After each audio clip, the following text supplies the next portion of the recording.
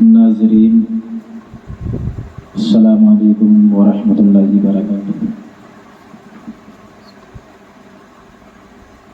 کہ ہم آپ کو آج کی اس ویڈیو میں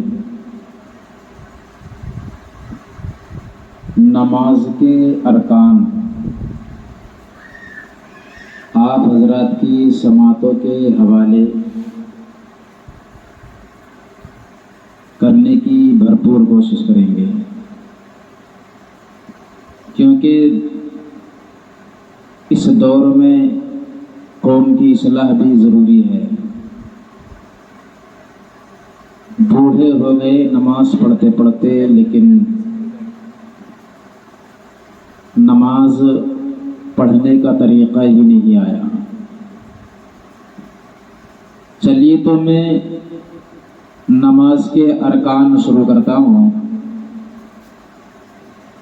لیکن اس سے پہلے کہ آپ ویڈیو کو پوری سنیں کہ چینل کو سبسکرائب کرنے اور زیادہ سے زیادہ شیئر کرنے کی کوشش کریں۔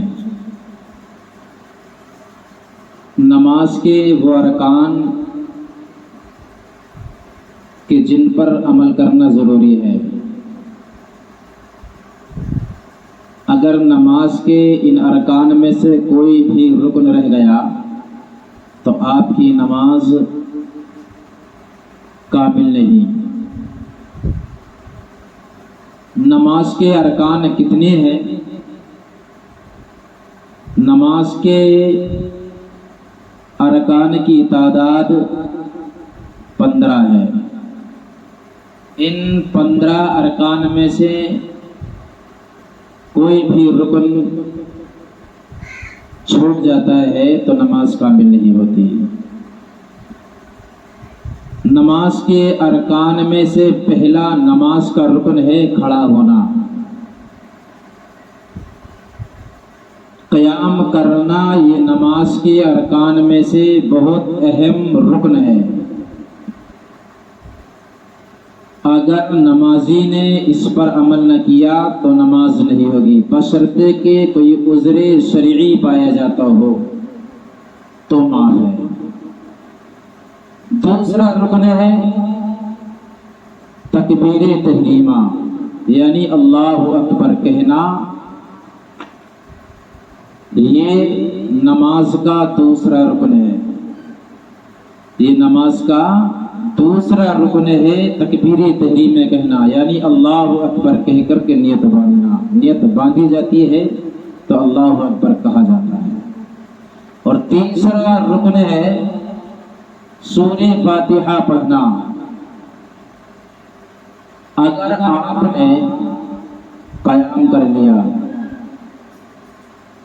یعنی کھڑے بھی ہو گئے اور تکبیر تحریمہ بھی کہہ لی، اور آپ نے سورہ فاتحہ نہ پڑھی تو نماز نہیں ہوگی۔ چوتھا رکن ہے رکوع کرنا، اور پانچواں رکن ہے رکوع میں ٹھہرنا۔ ایسا دیکھا جاتا ہے کہ جب انسان نماز پڑھتا ہے اور رکوع میں جاتا ہے تو اسے جاتے ہوئے تو دیر لگتی ہے، لیکن کھڑے ہوتے ہوئے رکوع سے واپس لوٹتے ہوئے دیر نہیں لگتی ہے۔ رکوع میں جانے کے بعد میں ٹھہرنا، یہ بھی نماز کے ارکان میں سے ایک رکن ہے۔ اور چھٹا رکن ہے رکوع سے کھڑا ہونا، یہ بھی نماز کے ارکان میں سے ایک رکن ہے۔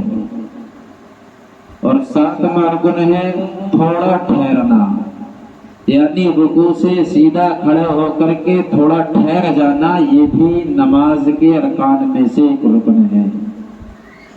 لیکن پایا یہ جاتا ہے کہ آدمی رکوع سے سیدھا کھڑا ہوتی ترنت ایک دم بہت تیزی کے ساتھ میں سجدے میں جاتا ہے، نہیں بلکہ ٹھہر جائے، ٹھہر کے آرام سے تب سجدے میں جائے۔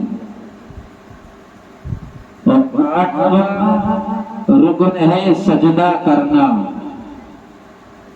اور رکن ہے سجدے میں قدرے ٹھہرنا، یعنی تھوڑی دیر ٹھہر جانا۔